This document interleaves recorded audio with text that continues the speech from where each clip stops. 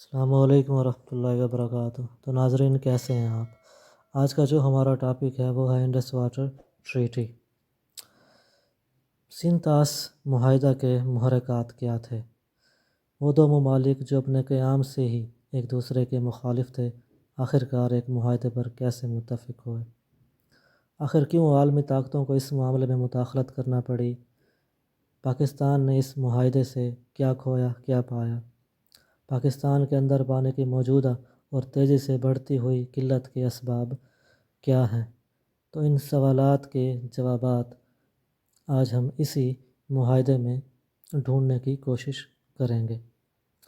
تو ناظرین، ذرا اس نقشے کو غور سے دیکھیں۔ تو دیکھنے سے پتہ چلتا ہے کہ سندھ کا جو منبع ہے وہ چین کی ریاست تبت کی جھیل مانسروور ہے۔ اس کے بعد یہ لداخ میں سے گزرتا ہے جو کہ انڈین آکوپائیڈ کشمیر کا حصہ ہے۔ وہاں سے پاکستانی صوبہ گلگت بلتستان، پھر خیبر پختونخوا، پھر پنجاب سے ہوتا ہوا سندھ میں داخل ہوتا ہے اور بالآخر بحیرہ عرب میں جا گرتا ہے۔ ستلج کا منبع بھی تبتی ہے اور وہاں سے ہماچل پردیش، مشرقی پنجاب، پھر صوبہ پنجاب میں داخل ہوتا ہے۔ راوی کی پیدائش بھی ہماچل پردیش سے ہے، جہلم کی کشمیر ہے اور چناب بھی ہماچل پردیش سے نکلتا ہے۔ یعنی کہ سب کے سب دریا جو ہیں وہ ٹرانس باؤنڈری ریورز ہیں۔ اس معاہدے پر آگے بڑھنے سے پہلے ہمیں اس کی ہسٹری کو سمجھنا بہت ضروری ہے۔ تو قیام پاکستان سے پہلے یہاں پر برصغیر پاک و ہند میں 562 کے قریب ریاستیں، یعنی دیسی ریاستیں، پرنسلی اسٹیٹس موجود تھیں۔ تو ان کے درمیان بھی یہ پانی کا تنازعہ رہتا تھا۔ سب سے بڑھ کر صوبہ سندھ اور مشترکہ پنجاب میں یہ جو تنازع ہے یہ زیادہ سر اٹھا رہا تھا۔ اس کی وجہ یہ تھی کہ مشترکہ پنجاب میں جو نہری نظام ہے وہ زیادہ ڈیولپڈ تھا بنسبت سندھ کے، تو سندھ اس پر جو ہے وہ بار بار اعتراض کرتا رہتا تھا اور اس چیز کو لے کر وہ انٹرنیشنل کورٹ ٹرائبونل میں بھی جانا چاہتے تھے، مگر اس دوران تقسیم ہو چکی تھی۔ تو تقسیم سے قبل جو مسئلہ تھا وہ میں آپ سے ڈسکس کر چکا ہوں۔ پھر جیسے ہی یہ تقسیم ہوئی تو پاکستان کو احساس ہوا، اور جیسا کہ آپ نقشے سے دیکھ چکے ہیں کہ پاکستان کے تمام دریا جو اس کی یعنی کہ لائف لائن ہے وہ سب کے سب ٹرانس باؤنڈری ریورس ہیں، ٹھیک ہے۔ کسی بھی بڑے دریا کا جو سورس ہے وہ پاکستان کے اندر موجود نہیں ہے۔ پھر سب سے بڑا ظلم یہ ہوا کہ سر سرل ریڈکلف نے 2 ماہ کے قلیل مدت عرصہ میں حد بندی کی جو لکیر ہے وہ مقرر کر دی، چونکہ حد بندی جو تھی مذہبی بنیاد پر تھی، مگر اس میں جو پانی کی تقسیم ہے اس کا کوئی بھی فارمولہ نہیں تھا۔ تو ہوا یوں کہ دونوں ممالک کے درمیان 1939 کے موسم خزاں میں اسٹینڈ سٹل نامی 6 ماہی مدت کا معاہدہ ہوا، جس میں یہ طے پایا گیا کہ بھارت پاکستان کے جو پانی کا بہاؤ ہے اس میں کوئی بھی رکاوٹ نہیں ڈالے گا۔ مگر 1 اپریل 1948 کو معاہدے کی مدت ختم ہوتے ہی بھارت نے پانی روک لیا۔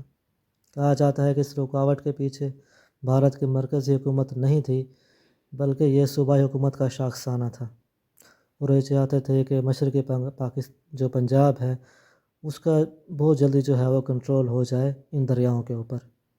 وجہ کچھ بھی ہو، مگر پاکستان کے اندر جو کھڑی فصلیں تھیں وہ کافی نقصان ہو چکا تھا۔ تاہم مئی 1948 میں ایک اور معاہدہ ہوا جسے دلی ایگریمنٹ کا نام دیا گیا، اور اس معاہدے کی شرط یہی تھی کہ پاکستان ان دریاؤں کے جو کلیم سے وہ پیچھے ہٹ جائے گا، اور دلیل یہ پیش کی گئی کہ جو پچھلا معاہدہ تھا اس میں پاکستان نے ادائیگی کی تھی، اور اس ادائیگی سے اس نے یہ تسلیم کر لیا تھا ان دریاؤں پر جو ہے وہ انڈیا کا حق ہے، جبکہ پاکستان نے موقف اختیار کیا کہ جناب یہ ادائیگی آپریشن اور مینٹیننس کاسٹ کے طور پر ادا کی گئی تھی، اس کا مقصد یہ نہیں تھا کہ ہم اس دریاؤں پر آپ کا کلیم تسلیم کرتے ہیں۔ اور معاہدے پر دستخط ہونے کے بعد ہی انڈیا کو پاکستان نے یہ خبردار کر دیا تھا کہ وہ اس معاہدے سے متفق نہیں ہے، اور وہ چاہتا ہے کہ پانی کی تقسیم کا کوئی فارمولہ طے کیا جائے۔ 1951 میں بھارتی وزیر اعظم نے ٹینیسی ویلی اتھارٹی کے سابق چیئرمین ڈیوڈ لینتھیل کو مدعو کیا۔ ڈیوڈ نے دونوں ممالک کا دورہ کیا اور ایک مقالہ جاری کیا۔ اس مقالے کے اندر موجودہ صورتحال اور اس کے سولوشن پر نظریات مینشن تھے، جس میں یہ تجویز بھی شامل تھی کہ انڈس بیسن کو مشترکہ طور پر مینیج کیا جائے اور متبادل جو ڈیولپمنٹ پروجیکٹس ہیں ان کے لیے انٹرنیشنل فائنینسنگ کی ضرورت بھی ہوگی۔ ورلڈ بینک کے سربراہ ڈیوڈ بلیک نے بھی اسے پڑھا اور دونوں ممالک کے وزرائے اعظم سے رابطہ کیا اور ثالثی کی پیشکش کی۔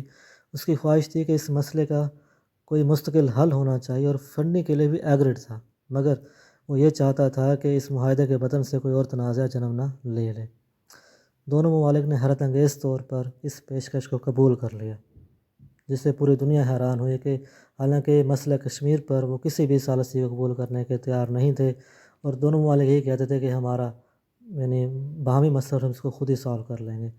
ڈیوڈ بلیک نے تجویز دی کہ دونوں ممالک ایک انجینئر نومینیٹ کر لیں جو کہ بینک کے انجینئر کے ساتھ مل کر انڈس بیسن کے لیے پلان وضع کرے۔ ڈیوڈ بلیک نے یہ واضح کر دیا تھا کہ مجوزہ جو پلان ہوگا وہ فنکشنل بیسڈ ہوگا، نہ کہ پولیٹیکل بیسڈ، اور نہ ہی اس کے ماضی کے دعووں سے اور نہ ہی ماضی میں جتنے بھی مذاکرات ہو چکے ہیں اس سے کوئی تعلق ہوگا۔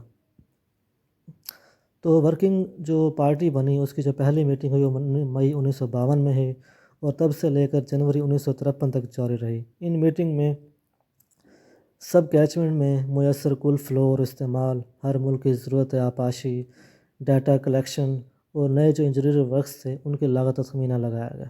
تاہم دونوں فریقین نے مشترکہ ڈیولپمنٹ پلان پر متفق نہ ہوئے اور یہ اعلان کیا کہ دونوں ممالک اپنا الگ الگ ڈیولپمنٹ پلان جو ہے مرتب کریں۔ پھر یہی ہوا کہ ورلڈ بینک نے کہا کہ ہر ملک اپنا الگ پلان دے دے، جو کہ 1953 میں دے دیا گیا، مگر دونوں جو فریقین تھے ان کا جو بھی ڈیولپمنٹ پلان تھا اس میں بہت تفاوت تھا، بہت فرق تھا اور اپنے موقف سے پیچھے ہٹنے کے لیے کوئی بھی تیار نہیں تھا۔ تو جناب جو انڈیا کا پلان تھا وہ یہ تھا کہ جتنے بھی مشرقی دریا ہیں اس کا 100% جو کنٹرول ہے وہ انڈیا کے پاس ہو، اور جو مغربی دریا ہیں ان کا جو ہے وہ کنٹرول جو ہے 7% ہو، انہیں دے دیا جائے۔ جبکہ پاکستان کا یہ کلیم تھا کہ جو مشرقی دریا ہیں ان کا 30% اور جو مغربی دریا ہے وہ سارے کے سارے پاکستان کے ہوں گے۔ خیر فرق تو زیادہ نہیں تھا اور نتائج بھی مختلف ہو سکتے تھے۔ ویسے بھی پاکستان کی جو بیشتر زمینیں ہیں ان کا جتنا بھی پانی آتا ہے وہ ستلج راوی اور بیاس سے آتا ہے، اسپیشلی جو پنجاب کی زمینیں ہیں۔ بہرحال ورلڈ بینک نے دونوں ممالک کے جو انفرادی ڈیولپ پلان کو ریجیکٹ کر دیا اور اپنے پلان کی تیاری شروع کر دی، جو کہ 1954 میں تیار ہو گیا۔ اس پلان میں بینک نے واضح تبدیلی کی کیونکہ بینک دونوں سائڈز کے سیاسی تنازعات کی باریکی کو سمجھ چکا تھا کہ جو کشمیر کا ڈسپیوٹ تھا وہ بہت ہی سینسٹیو تھا اور کسی وقت ایک مزید جنگ ہو سکتی تھی۔ بینک کا پلان بہت سادہ تھا کہ مشرقی دریا بھارت کو، جبکہ مغربی دریاؤں کا جو کنٹرول ہے وہ پاکستان کو دے دیا جائے اور ہر ملک اپنی اپنی سہولت اور ضرورت کے تحت ڈیولپمنٹ پلان مرتب کرے، ٹھیک ہے، اپنے ایریگیشن کا پلان جو ہے وہ بنائے، جتنے ڈیم بنانے، جتنے بیراج بنانے، ہر ملک جو ہے وہ خود ہی مرتب کرے، اور اس اسنا میں ایک ٹرانزیشن پیریڈ بھی طے کر لیا گیا۔ بھارت نے فوری طور پر اس پروپوزل کو قبول کر لیا، مگر پاکستان کا اعتراض یہ تھا کہ مغربی دریاؤں کا بہاؤ پاکستان کی آبپاشی کی ضروریات کو پورا کرنے کے لیے ناکافی ہے اور پانی کی کمی کو پورا کرنے کے لیے ایڈیشنل ریزروائرز کی ضرورت ہے۔ پھر سے جو ہے اس معاملے پر سٹیل میٹ ہو گیا، یعنی کہ مذاکرات تعطل کا شکار ہو گئے۔ اسی دوران پاکستان نے 3 لنک کینال جو ہیں وہ بنا لی اور انڈیا نے دریا ستلج پر یعنی کہ بھاکڑا ڈیم اور اس سے بھی ایک بڑی نہر جو ہے وہ بنا لی۔ تو 1959 تک کچھ عبوری معاہدے بھی ہوئے مگر کوئی یعنی کہ پائیدار حل نہ نکل سکا۔ 1958 میں پاکستان نے تجویز دی کہ اسے دریائے سندھ اور دریائے جہلم پر بڑے ڈیم اور مزید رابطہ نہریں بنانے دی جائیں تاکہ پانی کی کمی کو پورا کیا جا سکے، جس کی لاگت کا جو تخمینہ تھا وہ 1 ارب اور 12 کروڑ ڈالر لگایا گیا۔ اب مسئلہ سارے کے سارا اس کی فائنینسنگ کا تھا۔ انڈیا فائنینسنگ کرنے کے لیے تیار تو تھا، مگر انڈیا یہ چاہتا تھا کہ وہ فائنینسنگ صرف جو صوبہ پنجاب میں جو جتنے بھی لنک کینال تعمیر کی جائیں گی ان کے لیے ہوگا۔ 1959 سے لے کر 1960 تک فائنل ڈرافٹ تیار ہونے تک مذاکرات جاری رہے، مگر کوئی بھی نتیجہ نہ نکل سکا کیونکہ انڈیا فائنینسنگ کے موڈ میں بالکل بھی نہیں تھا۔ بہرحال بینک نے جو دوسرے اپنے دوست ممالک ہیں ان سے رابطہ کیا اور وہ اس فائنینسنگ کے لیے راضی ہو گئے، اور اسی دوران 10 سال کے ٹرانزیشن پیریڈ پر بھی اتفاق کیا گیا جس کا مقصد یہ تھا کہ پاکستان اس 10 سال کے دوران جو ہے وہ متبادل جو ڈیولپمنٹ ورکس ہیں ان کی کنسٹرکشن کر سکے۔ چنانچہ 1960 کے اندر ایک قرارداد کے ذریعے جو ہے وہ ایک معاہدہ ہو گیا۔ اب اس قرارداد میں 2 معاہدے ہوئے، ایک انڈس واٹر ٹریٹی جس میں فریق پاکستان، انڈیا اور ورلڈ بینک تھے، جبکہ دوسرا معاہدہ تھا انڈس بیسن ڈیولپمنٹ فنڈ، جس کے اندر جناب ان 3 فریقین کے علاوہ باقی جو یہ نیوزی لینڈ، آسٹریلیا، یہ دوسرے ممالک وغیرہ شامل تھے، ٹھیک ہے، انہوں نے فائنینسنگ کرنی تھی، وہ اس فائنینسنگ کے لیے بالکل راضی ہو گئے تھے۔ یعنی کہ اس میں ان ممالک میں نیوزی لینڈ، آسٹریلیا، جرمنی میں شامل تھے، اس کے علاوہ برطانیہ نے بھی اس میں اپنا حصہ ڈالا اور امریکہ نے بھی اس کے لیے جو ہے وہ فائنینسنگ کی، جس کے نتیجے میں جو یہ ہے کہ معاہدہ یہ ہو گیا۔ اور دونوں ممالک کے لیے یہ معاہدہ اچھا ہوا یا برا ہوا، دونوں کو کیا فائدہ ہوا، دونوں کو کیا نقصان ہوا، اس کا فیصلہ تو آنے والے پھر وقت نے کیا کہ دونوں ممالک نے اس سے کیا فائدہ یا کیا نقصان اٹھایا۔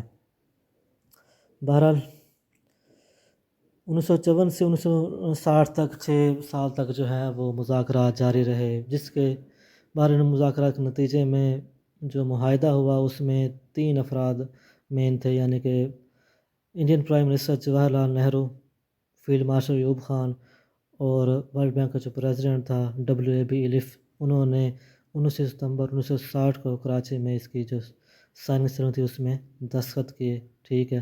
اور یہ معاہدہ جو عمل دخل اس کا ہوا، یعنی یہ امپلیمنٹ ہو گیا 1 اپریل 1960 سے، سائن 19 ستمبر 1960 میں ہوئے، مگر نافذ العمل یہ 1 اپریل سے ہی ہو چکا تھا۔ اب اس معاہدے کے 12 آرٹیکل ہیں، ٹھیک ہے، اور اس کے جو ہیں وہ 8 جو ہیں وہ انیکسر ہیں، ٹھیک ہے۔ اب یہ جو معاہدہ ہوا تھا 19 ستمبر 1960 کا، اس میں پاکستان کو فائدہ ہوا، نقصان ہوا، انڈیا کو کیا فائدہ ہوا، کیا نقصان ہوا، بہرحال آنے والے وقت نے یہ ثابت کیا کہ انڈیا نے خاموشی کے ساتھ جو ہے وہ پاکستان کے مغربی دریاؤں کا کنٹرول بھی اپنے، یعنی کہ اس نے اپنے پاس کر لیا، کیونکہ مغربی دریا بھی جو ہیں وہ انڈیا سے اوریجنیٹ ہوتے ہیں، اسپیشلی سندھ بھی لداخ سے ہو کر گزرتا ہے جو کہ انڈیا کے پاس ہے، چناب، جہلم جو ہیں وہ بھی ہماچل سے ہوتے ہوئے کشمیر کے اندر آتے ہیں، وہ بھی اب انڈیا کے پاس ہے۔ اب ہم اس معاہدے کے جو مین فرمودات ہیں اس کو دیکھ لیتے ہیں۔ مثال کے طور پر اس معاہدے کے آرٹیکل جو ہیں وہ 12 ہیں۔ پہلا آرٹیکل میں تعریفیں ہیں، دوسرے آرٹیکل میں پروویژنز ریگارڈنگ ایسٹرن ریورز، تیسرے آرٹیکل میں پروویژن ریگارڈنگ ویسٹرن ریورز، چوتھے آرٹیکل میں provision regarding eastern rivers and western rivers, پھر financial provisions, exchange of data, future cooperation, permanent Indus commission کا قیام، settlement of differences and disputes, emergency provisions, general provisions اور final provisions, ٹھیک ہے۔ Final provision سے مراد اس جو سارا بھی ڈیولپمنٹ پلان تھا اس کا جو فائنینشیل کلوز تھا اس کو اس میں ڈسکس کیا گیا تھا۔ اب اسی طرح جو 12 آرٹیکل تھے تو اسی طرح اس کے 8 انیکسرز بھی تھے، جن کو انیکسر اے سے انیکسر 8 تک کا نام دیا گیا۔ اب انیکسر اے میں exchange of notes between government of India and government of Pakistan, annexure B میں agriculture use by Pakistan, annexure C میں agricultural use by India from the western rivers, annexure D میں creation of hydro electric power by India in the western river, annexure E میں storage of water by India, annexure F میں neutral expert, annexure G میں court of arbitration, اور last annexure میں transitional agreements کو رکھا گیا تھا۔ اب یہ جو معاہدہ ہو گیا تھا، اس معاہدے میں یہ ہوا کہ انڈسٹریل سسٹم میں 3 مغربی دریا ہیں اور 3 مشرقی دریا ہیں، اور جو مشرقی دریا ہیں وہ راوی، ستلج اور بیاس ہیں، اور جو مغربی دریا ہیں وہ سندھ، چناب اور جہلم ہیں، ٹھیک ہے۔ ان کو ڈیفائن کیا گیا کہ مشرقی دریا کون سے ہیں اور مغربی دریا کون کون سے ہیں۔ اب جو اس کے سیلنٹ فیچرز تھے ان کو جب ہم دیکھتے ہیں تو پہلا جو اس کا یہ تھا کہ under the treaty the waters of eastern rivers were allocated to India, کہ مشرقی دریا بھارت کو دے دیے گئے۔ Pakistan for agriculture purposes could withdraw from certain tributaries of Ravi, یہ راوی کے جو معاون دریا ہیں وہاں سے پاکستان کچھ نہ کچھ جو ہے پانی وہ حاصل کر سکتا تھا، یعنی کہ 45,400 ایکڑ کی جو گنجائش ہے وہ رکھی گئی۔ بی جو تھا اس کا point, India would be under obligation to let flow the waters of the western rivers except for the following usage, یعنی کہ انڈیا کے پاس کوئی کنٹرول نہیں تھا مغربی دریاؤں کا، مگر وہ ان 4 مقاصد کے لیے پانی استعمال کر سکتا تھا: ڈومیسٹک، نان کنزپٹیو، ایگریکلچرل اور generation of hydro electric power. اس چوتھے پوائنٹ سے انڈیا نے بہر کیف بہت زیادہ فائدہ اٹھایا۔ India was also permitted to construct storage of water on western rivers up to a maximum of 3.6 million acre feet for various purposes. اور اس کا جو ڈی پوائنٹ تھا، India was permitted agricultural use of 70 lakh acres over and above the irrigated cropped area، یعنی کہ ICA اتنے ایکڑ رقبہ کے لیے اجازت دے دی گئی انڈیا کو، ٹھیک ہے، اور یہ رقبہ اس وقت 1960 کے مطابق تھا، بعد میں اس میں اضافہ ہی ہوا ہے اور کوئی کمی نہیں ہوئی۔ نیکسٹ پوائنٹ کہ under the treaty India and Pakistan both were required to create permanent posts of commissioner for Indus waters. They together constitute the Permanent Indus Commission (PIC), which is entrusted with the implementation of the treaty. F point, both sides are required to exchange information related to river flows observed by them not later than 3 months of their observation, and to exchange specified information on agricultural use every year. India is under obligation to supply information of its storage and hydroelectric projects as specified.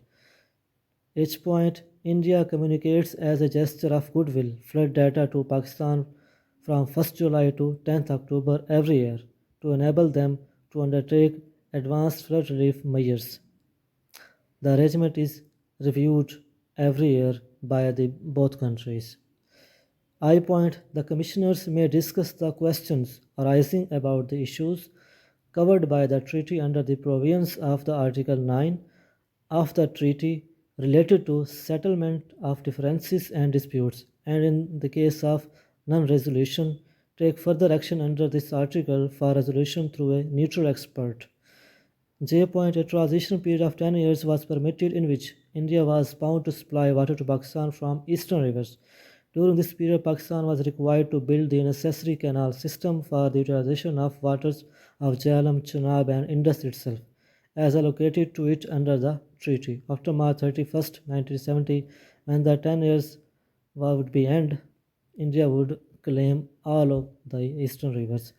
The last point, Pakistan will receive one-time financial compensation for the loss of water from eastern rivers. India will pay a sum of pound sterling 62.6 million pound in 10 equal installments on 1st November each year starting from 1st November 1960. مگر مزے کی بات یہ ہے کہ India نے یہ کوئی بھی رقم ادا نہیں کی تھی، کیونکہ مسئلہ سارے کا سارا تھا ہی فائنینسنگ کا۔ پاکستان نے چاہتا کہ اسے 1 روپیہ بھی خرچ نہ کرنا پڑے، انڈیا پیسے دینا چاہتا تھا مگر اتنے زیادہ پیسے دینا نہیں چاہتا تھا۔ اب ٹرانزیشن پیریڈ کیا ہے جناب، جو کہ 1960 سے لے کر 31 مارچ 1970 تک تھا۔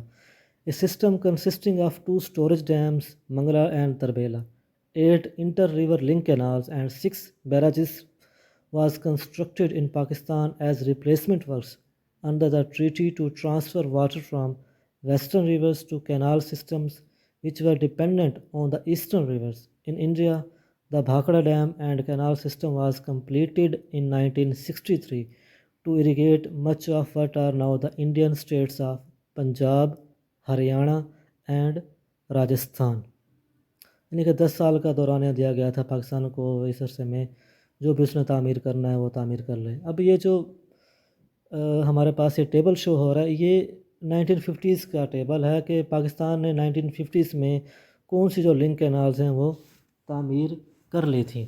تو سب سے پہلے 1953 میں اس نے جو نہر تعمیر کی وہ تھی Balloki سندھلائی link canal to connect the Ravi and Satluj to feed channels of taking from Suleiman Ki, head works جو کہ ظاہر ہے اس کے اوپر ہے، دریا ستلج کے اوپر ہے۔ اس کے بعد 1956 میں 2 لنک کینالز تعمیر کی گئیں، مرالا راوی لنک کینال جس نے اضافی پانی جو ہے وہ چناب سے راوی میں ڈالنا تھا، اور سب سے اہم نہر BRBD لنک کینال یعنی کہ بمبا والا راوی بیدیاں دیپالپور لنک کینال جو کہ اپر چناب سے ہو کر راوی میں جانے تھی۔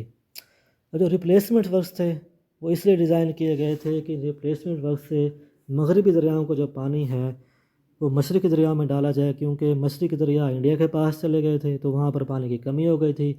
تو ہمارے جو مغربی دریا تھے ان کا جو اضافی پانی ہے وہ یہ جو لنک کینالز تھیں 12، 3 جو پہلے تعمیر ہوئیں اور 8 بعد میں تعمیر کی گئیں، تو ان میں سے جو 8ویں نہر تھی وہ بیسیکلی 2 نہروں کا سسٹم تھا، تو ٹوٹل لنک کینالز بن جاتی ہیں 12، یعنی کہ ان 12 لنک کینالز کے تھرو مغربی دریاؤں سے پانی جو ہے وہ سسٹمیٹیکلی مشرقی دریاؤں میں ڈالا جانا تھا، ٹھیک ہے، تاکہ مشرقی دریاؤں سے سیراب ہونے والی جو زمین ہے وہ بنجر نہ ہو سکے۔ اب اس سلسلے میں 2 ڈیم تعمیر کیے گئے، منگلا ڈیم اور تربیلا ڈیم، ٹھیک ہے۔ منگلا ڈیم دریا جہلم پر تعمیر کیا گیا، اس کی کمپلیشن جو ہے وہ 1967 میں کمپلیٹ ہوئی۔ اس ڈیم کی جو بلندی ہے وہ میٹرز میں 116 ہے، ٹھیک ہے، اور اس کی جو پانی ذخیرہ کرنے کی گنجائش ہے وہ 6.6 بلین کیوبک میٹر ہے۔ اسی طرح تربیلا جو ہے وہ دریائے سندھ پر تعمیر کیا گیا، اس کی جو کمپلیشن ہے وہ 1975 میں کمپلیٹ ہوئی، ٹھیک ہے، اور اس کی جو ہائٹ ہے وہ منگلا سے کافی زیادہ ہے، یعنی کہ 148 میٹرز ہے، اور اس میں جو پانی ذخیرہ کرنے کی جو گنجائش ہے وہ 11.6 کیوبک ملین کیوبک ہے۔ تربیلا ڈیم جو ہے وہ یہ دریا سندھ پر تعمیر کیا گیا ہے، اور یہ جو ڈیم ہے یہ پاکستان کے جو صوبہ خیبر پختونخوا ہے اس کے ضلع صوابی میں واقع ہے۔